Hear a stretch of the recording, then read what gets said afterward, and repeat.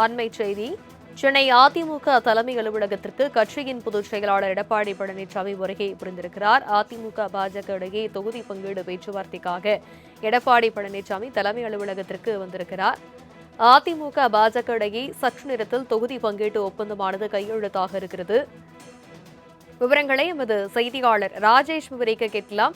வணக்கம் ராஜேஷ். அதிமுக பாஜக இடையே இன்னும் சற்று நேரத்தில் தொகுதி பங்கீடு கையெழுத்தாக இருக்கிறது. எத்தனை தொகுதிகள் பாஜகவுக்கு ஒதுக்கப்பட வாய்ப்பு இருக்கிறது? வணக்கம். 41 தொகுதிகள் ஒதுக்குவதற்கான அந்த வாய்ப்புகள் இருப்பதாக தகவல் வெளியாகி இருக்கிறது.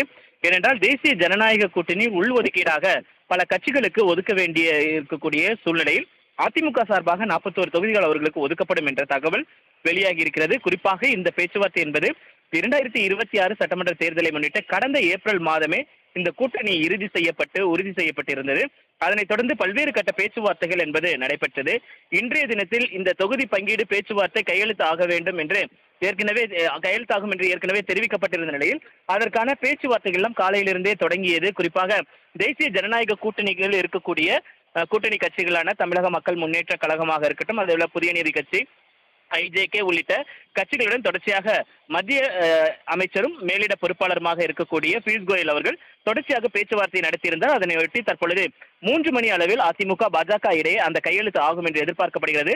அதற்காக தற்பொழுது அதிமுக பொதுச் செயலாளர் தமிழக எதிர்க்கட்சி தலைவருமான எடப்பாடி கே பழனிசாமி தற்பொழுது அதிமுக தலைமை அலுவலகம் வந்திருக்கிறார். அவர் வருகையை ஒட்டி அங்கு உற்சாக வரவேற்பு என்பது அவருக்கு அளிக்கப்பட்டிருக்கிறது.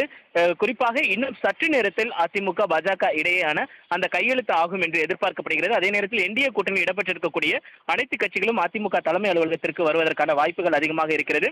குறிப்பாக பாமகவை பொறுத்த வரைக்குமே அவர்கள் அதிமுக தலைமையில் இடம்பெற்றிருக்கக்கூடிய சூழ்நிலையில் அதிமுக அவர்களுக்கான இடஒதுக்கீடை வழங்கும் என்று எதிர்பார்க்கப்படுகிறது. அதே நேரத்தில் பாஜகவை பொறுத்த வரைக்குமே அவர்கள் கணிசமான தொகுதிகளை வாங்கி அதனை கூட்டணி கட்சிகளாக இருக்கக்கூடிய தமிழக மக்கள் முன்னேற்ற கழகமாக இருக்கட்டும், அதே போல ஐஜேகே, புதிய நீதி கட்சி, அம்மா மக்கள் முன்னேற்ற கழகம், உழவர் உழைப்பாளர் கட்சி உள்ளிட்ட பல்வேறு கட்சிகளுக்கு அவர்கள் பிரித்து கொடுப்பார்கள் என்று எதிர்பார்க்கப்படுகிறது. விவரங்களுக்கு நன்றி ராஜேஷ்.